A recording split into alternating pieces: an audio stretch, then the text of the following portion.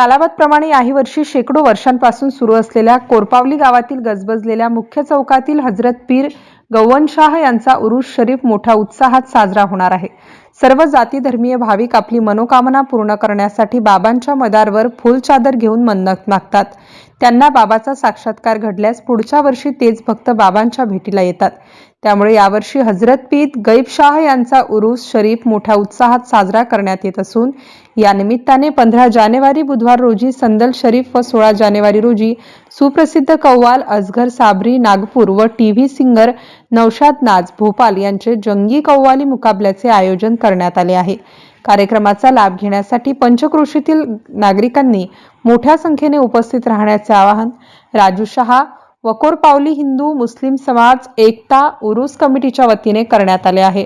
MCN news Marathi करिता फिरोज तडवी, यावल।